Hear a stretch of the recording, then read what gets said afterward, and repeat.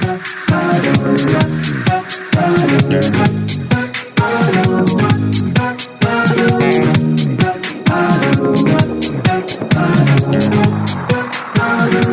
this is Carrie from Wrap Your Head Around Silks. This is the Expecting Aerialist podcast. Trigger warning for you today. The pod includes a story about loss, just to let you know at the beginning.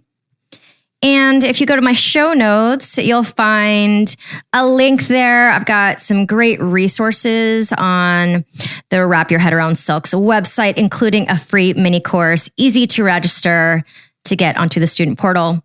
Check that out. Today's guest is my good friend, Jeri Kalvan. She is a mainstay in the LA circus and stunt world. She lives with her family, Jack, her husband, and Ozzy and Max and her stepdaughter, Ellen, at JJ Gym, which is somewhere where I've been training for 12 plus years, and most people who live in LA have trained there before. She has an incredible story of her career, her birth stories, and raising two boys in today's world. She is somebody that I look up to, and I'm really excited for you guys to hear straight from her. Let's get started. You have a very busy week. We were on the set of Angeline, and are you familiar with the Flying Morgans? No, what's that? It's a circus family. They're just good friends of ours. Basically, they're fun. It was a fun set. We were juggling fire, and fire is not my thing. Juggling is, well, not really my thing. I have to work really hard at Wait, it. You are a pretty advanced juggler. How is it not your thing? Is it just doesn't come easily to you? I'm very confused by that. Well, I can see that you think that and perceive that until you join the juggling world and you see that you're not even on the charts. I mean, to be a real juggler, you have to juggle five things, and it's juggling is just when always not come easy for me, but I've always had fun with it. So that's how I ended up on stage as a juggler, because Jack was there and he can catch anything I throw at him. There we go. I love it. So, well, honestly, it's very weird to say, but strength is not my thing, and I'm an aerialist, so I guess it's the same thing. Right. Like it's something that fights me. Yeah. So, okay, I can understand, because me saying that might sound weird too. Again, like I'm strong enough and you're coordinated enough, but you just don't feel like compared to your, like the other amazing jugglers around you, maybe. Well, if you're performing juggling, it's not so much the skill level, although that helps. It is the show. It's the entertainment value that you give. So juggling is just, we call it a juggling show, but it's really a entertaining comedy show. Yeah, and I've seen Jeri and Jack perform at the Magic Castle, which if you've never been to the Magic Castle in LA, it's like a super treat, because like imagine Disneyland, but for adults. To me, that's what it's been in LA for so long, and it's like a fun house. It's awesome. So Jeri Kalvan is the owner of JJ Gym, which is a mainstay in our city. It's odd that we don't have a lot of places to train, but we just don't in our city. And Jack and Jeri have turned the back of their house into a space where you can juggle and do aerial and do any type of discipline. They have an acro night. I've known Jeri for as long as I've been doing aerial, because that's where I first started taking classes with Rachel. So I think that Max, who is now 16, was 2.5 when I first met you. Uh-oh. Yeah. Yeah. And Oz was not born. Ozzy was not yet a human. How old is Ozzy now? And now he's 12. He's 12 now. So I've known Jeri for roughly 13, 14 years. And that's how long I've been doing Ariel. She's just been a mainstay in my life and, somebody I look up to and somebody I go to for advice. She's a little bit older than me and just, she did the kid thing earlier than I did and the marriage thing a little earlier than I did. So I always come to you sometimes when I need a little advice. But Jeri is a multidisciplinary circus artist. You do it all. So would you say you started as a stunt woman? I started as a PE teacher. Okay. And Seattle, Washington, I was inspired by circus arts because it was so individual. I could find something that was good for all the kids, or maybe it's better to say that you could really meet individual needs. There's the tight wire walker, there's the juggler, there's the unicyclist, and I was all about the individual and meeting those needs and making it successful for all the kids. So that's how I got into circus. I started as a gymnast, I guess, and so I had some basic skills. And then my brother went into the stunt world in Hollywood, and I was in a transition period in my life when I was between teaching jobs.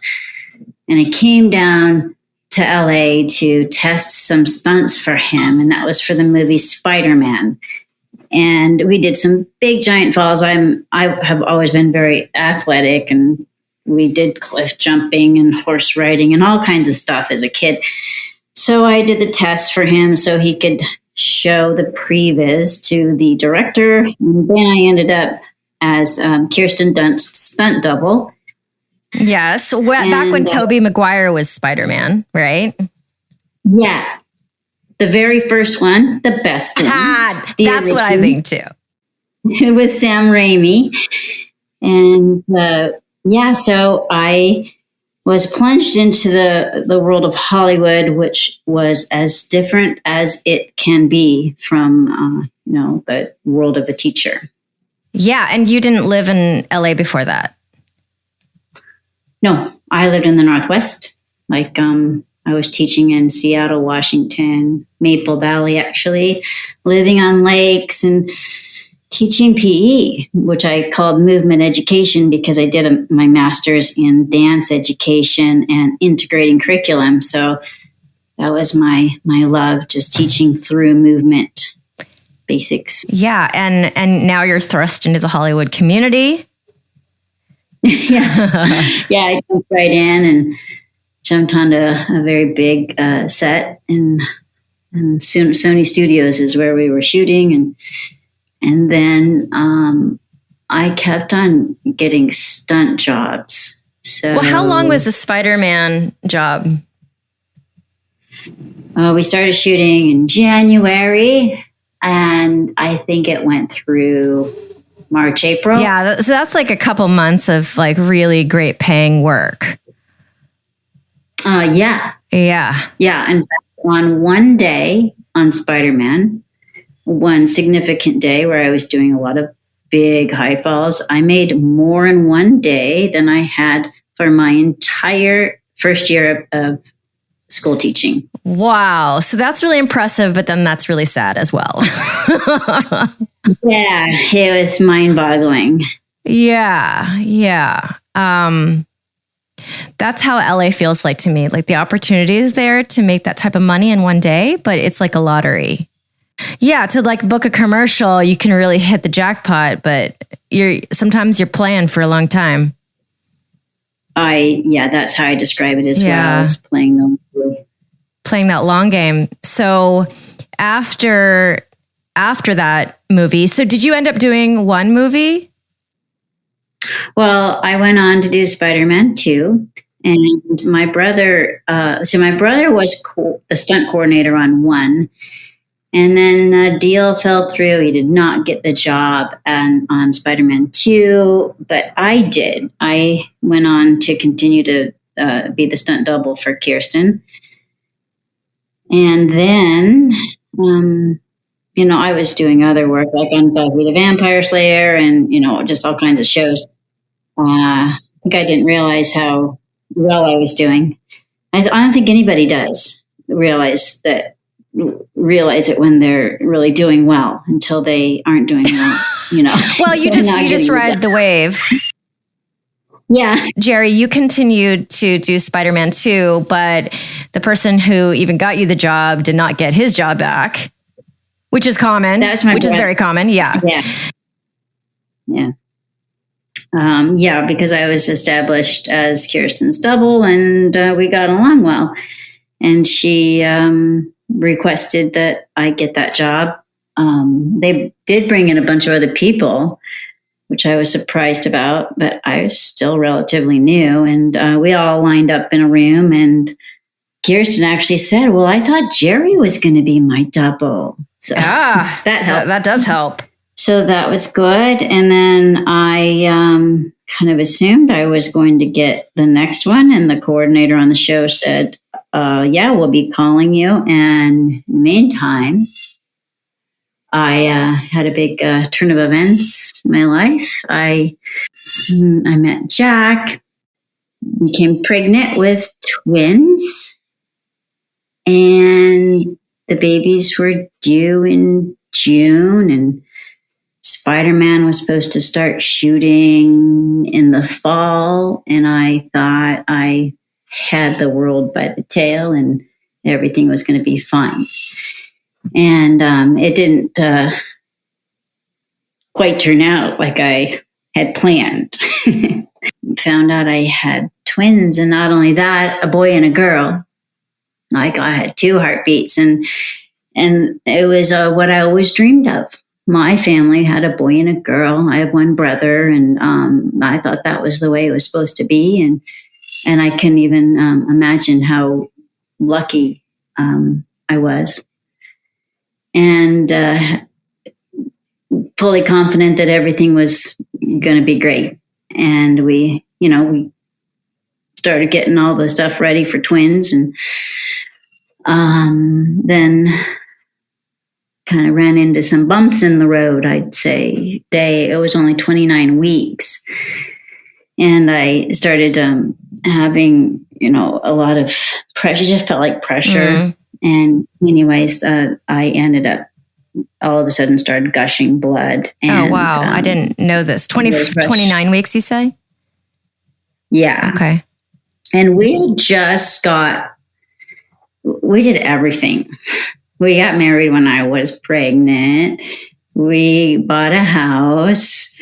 We, moved into a house. We did all the things, all the high stress things that you can do in life. And I was then being rushed to the hospital because I was gushing blood, and obviously be a very bewildering experience. And my doctor showed up and said that they had to, the babies had to be born early. And so it was kind of an emergency situation. And they said I don't know, it was like an abruption, I guess. My life was in danger, and so were the babies. There was bleeding going on. And so the babies were born. I heard my daughter cry coming out.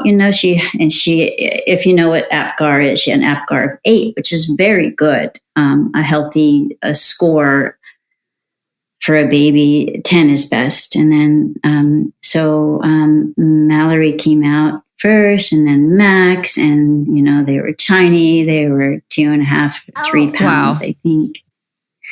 And, but I was in this fog. This was, not supposed to happen.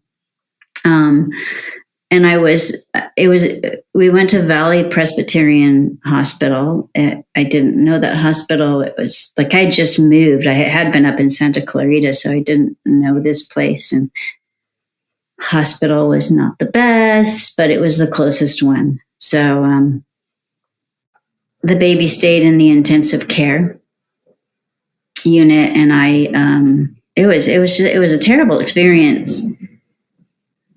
I wanted to see my babies. This happened like at 9 at night, and the nurses were, very unattentive, and they would say, "Well, we don't have enough people to take you up there."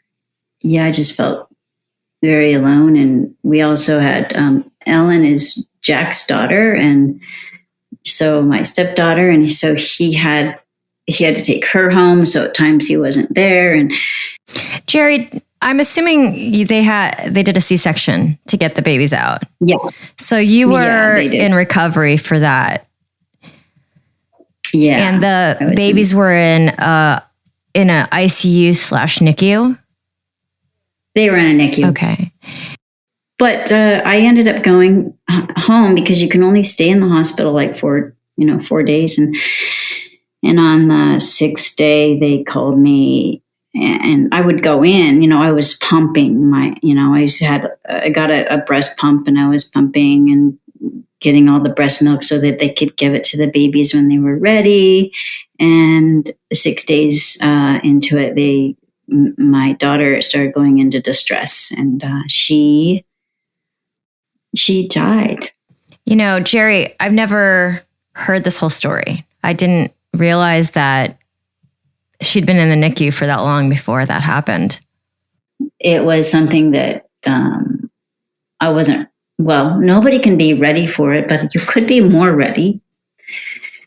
Because they were doing all these things to my babies, and they weren't together. They should have been together in the same place, and they should have been encouraging me to be there all the time, and they were not. They were really encouraging me to go home. In a better hospital, they would have been like, "Yeah, you be here." And looking back on it, I realize how poor the care was. So frustrating. I honestly believe they made a mistake with her. They had a 95% chance of surviving. It's pretty good. Right, because they didn't have anything else going on. It was just that they were out early. Yeah, the babies at that age, especially twins develop faster. The statistics say 95% chance. They kept on taking them out for these tests, and I would say, "Well, what are you going to do with the results of the tests? Like, why are you doing this?" And I really had the feeling that they were using my babies as guinea pigs, or as they were doing tests that they didn't need to for their own data, because they wouldn't do anything differently regardless of the results. But as somebody who wasn't prepared for this, I didn't know how to stand up to them, and I didn't know what to do. And, they were just totally in charge. And the day that Mallory was crashing, I went in and I put my hand on her head and on her feet, and a nurse came up to me and said, "Don't touch her." And it was like, it's those moments that I'll never get over that. It's just the terror, of that. If anything, she needed her mother at that point. She needed that touch, They gathered around and they did the heart compressions, and she died. There are some things I wish I knew, wasn't prepared, and maybe anybody listening to this would be more prepared to know that this can happen, and that you're in charge and you're the mom, and they'll try to tell you to go away. They might if you're in the wrong hospital. But I've known Max since he was a toddler, and he obviously knows that his twin didn't make it. Does he ever feel like a twin, or does he feel like what is? We've always talked about Mallory. Like we've never not talked about her as his twin, and I feel her and him, and he's very aware of her. Having twins and then losing one is, I don't know how to describe it. I have this beautiful baby, and I've lost a beautiful child, and I had to be there for him. And as I was grieving deeply, but every year I make her. So every year on the birthday, I always make her a cake. So we have Max's cake and we have Mallory's cake, and she gets an angel food cake, and so she's always there at the birthday. But I don't, it's still Max's birthday, but we put a candle on Mallory's cake, and he blows it out and makes a wish for her, and then we go 6 days later or sometime during that week, and we go out to the beach and we make sculptures in the sand and wish bottles, and we do a variety of things, to honor her and talk to her and remember her. I feel like that might be one of the most contradicting moments of any human experience. Grieving the loss of one twin and bringing home this beautiful baby boy. I cannot think of a lot of, maybe one crosses my mind. My really good friend from New York, her sister had a baby and then their father died the same day. It's kind of like, how do you, how does a human experience that high and that low at the same exact time? I cannot imagine. And I certainly am glad that there was a high and that Max did get brought home happy and healthy. Mm-hmm. But it's like, wow, that is so much to wrap your head around. Yeah, it's a lot. Yeah. So, yeah. And you said that deep sadness is always there. The listeners won't know this because I'm going to edit around it. But in the middle of our recording, Jeri and I are really good friends. So, she's taken a couple calls while we've been on this recording. I've taken care of the bean. I've gotten up to pee. We're not super, it's not, professional Zoom. We're just getting it done with everything else. And a minute or two before she told that part of the story that was super emotional, she was on the phone with the stunt coordinator having a professional conversation. And so I can see that those emotions, although tucked away, are right on the surface when you decide to go there, when you decide to feel it and talk about it. And that's an incredible human thing too, to be so in touch with your feelings and to have that deep well of emotions that is there. But then you're a happy person. You're not sad all the time. I see you every week and you're happily raising, a tween and a teenager. It's a dichotomy of different human emotions, and the fact that you can do that, it shows your depth that you have in yourself, I think. Mm-hmm. Yeah. Maybe not by choice, but by survival. Yeah. And so I would always, okay, Bean, she says, I want my blankie.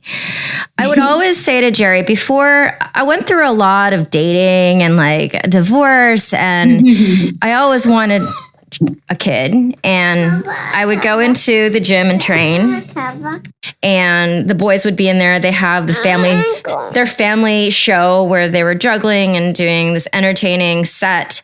And the big joke was I would come in to get my like daily dose of birth control. Because those boys, they were like, one was like, I don't know, 7, and the other one was like 11 or 12, and they were rolling their eyes. They didn't want to practice. They didn't want to do their homework. They didn't want to practice piano. They didn't want to do anything. And I feel like I haven't seen the boys do that in a long time. No, they have learned that it's kind of cool to have money, and now and that when you work hard on your juggling and you're performing, you can make money and buy things. Yeah, we make a deal with them. We don't do many shows, but now it's like, all right, we're offering you this much, and they'll negotiate, and that includes rehearsals. And so they're getting paid for rehearsals, and so they do their job. Yeah, they have their own cash now. It was a little harder when they were younger because, just to give. Well, they didn't know what their incentive was. Yeah, and what the money was. And it was just, now they have their own bank accounts and their own debit cards, and they're learning that it's kind of fun to have their own money. Yeah, and they actually have more money than most kids because and I don't know when money gets released to them because of savings accounts and such, but you guys have been doing, as family and as individuals, commercial work years and years and years. So your boys, as a family and individually, have booked commercials and been in print ads. I remember that Ozzy did a print ad for this baby clothing company. He was the it boy for Janie and Jack for quite a while. Yes, and I would go into that little store and be like, "There's Ozzy." Yeah, he had pretty stunning good looks. So they got we put some money away for whatever they need in the future. And I'm always impressed by you and Jack because you guys are, like me, you don't do a 9-to-5 job. You are living the gig life, and you still have a very stable home environment for your boys and for Ellen. I don't know that I would call it stable, but I would. Living under the same roof, they're around the same people all the time. You're always there. You're there every step. They're not changing households. They're not changing communities, the community around them. Mm-hmm. When they see me, they've been seeing me their whole lives. Yeah, you're like your family. There are a few people that are family. You're definitely family for us. And so, with having this gym, we've always had a lot of people coming in. Now there's less with COVID, or fewer with COVID. Mm-hmm. You're one of those people, like when you're in the gym, it's just like us being in the gym. We feel comfortable. I love that. And my students are also been there for a long time. I don't have tons of new people coming in right now. And I know with the boys, not now because they're older, but sometime a couple years ago, mostly you would say, "Hey, I'm going to leave this door open. Can you just watch the boys while I run to the bank?" We used to see that quite often. I put my head in, I'd be like, "What are you guys doing in there?" and it'd be silence. And I'd be like, I just give them a hard time. I'm like, "What are you guys doing in there? Are you being good?" And they're like, "Carrie, go away. Go away, Carrie." And so, and now I see them, and if I need somebody to take some stuff from the car to the gym, I'm like, "Hey, you guys. Yeah. Be useful." Auntie Carrie, yes. Be useful. And they're like, "Okay." Okay. I got to see them grow up, and it's amazing. And I still train and teach at the gym. It's become a home for me. And now I bring my Bean. Mm-hmm. She runs around. She loves the trampoline. There's this LA there's this LA circus community that you are in the threads of, you're in the fabric of that. Yeah, we originally just built the gym thinking we needed a place to train when we had kids, so we could put them to bed and continue training. And then I think Rachel Bowman was probably the first one that asked if she could use it. And then, but really we were inspired by Bob Yerkes, who opened his backyard up to all the stunt community and would let people just come in and use his space. And we thought, well, we want to do that too. People started coming. People definitely started coming that kept doing it. And I have to say the generosity that you guys have for, a lot of us, for a while it was just donation, and a lot of us don't have tons of money pouring out of us, and just to be able to train and have a safe space, the generosity of you guys. At some points I'd be like, you guys are, so nice. I would never be that nice because I need my privacy more. You guys love having the community there. But now that COVID has come, it's a little different because we're not doing shared space. It's like each group comes in separately. Yeah. I think it's still a great way to go. And I love that I get to see you, right now twice a week. And you get to see my bean grow up. I remember, going through many times with you, like the bad dating, and didn't know how it was going to turn out. The and bad didn't know dating, if I was going to end up. We knew about all your dates. Oh my God, I would come and be like, I have a story for you, and you're not going to believe it, except you probably are, because the story right before was pretty bad too. Jack and Jeri were just awesome because they're like, marriage is overrated. They're like, don't worry about it, okay? Just chill and enjoy your life. And I wish I had done that more. I didn't really have the capability at that time. But now I have this little bean, and it's just like, oh my God, Jeri, I am having so much fun with her. I'm having so much fun. It's so great. I knew I wanted to have kids, but I didn't know I'd want to spend all my time with her. Yeah, it's pretty exciting. And Jeri, you're still stunting, right? I am still stunting. So yeah, after I had I thought I was going to get Spider-Man 3, and then I hit some bumps in the road. I kept waiting for that call. Well, and I kept on calling in, and they kept on saying, well, yeah, we're going to call you. Well, it turns out, who knows what happens when you're not there. The production, they ended up using, I think, Kirsten's stand-in, who was one of her longtime friends. For whatever reason, I did not continue. And then a lot of times when you go through a pregnancy, people think that you're pregnant for the rest of your life. Yeah. Or they just don't think you're physically capable somehow. I still continue to get stunt work, but not as much as I would like. My career in stunts kind of took a dive, but it's always been there. I'm still getting by. I was just working last night on a stunt contract, and I coordinated a couple of shows. And we also do this family act. Not only am I trying to get stunt work, I'm also, training a live show and raising kids. It's never boring. There's a lot going on. Yeah, and managing a gym with some high maintenance circus artists. Which is great because we have a big community of people that have me, with the kids. I was never wanting for a babysitter, and my parents live up in the Northwest. So my mom was here a lot, but when she wasn't here, we had a community of people that if I needed to go run an errand, like I said, I would just say, hey, who's in the gym? Oh, it's Carrie. Can you just, I'll just tell the kids you're in here. I'll be right back. Community they really did give back. I don't know if they had a choice. Like, people should have my attitude. It's if Jeri asked me to vacuum the floor after we've used the gym, the answer is of course.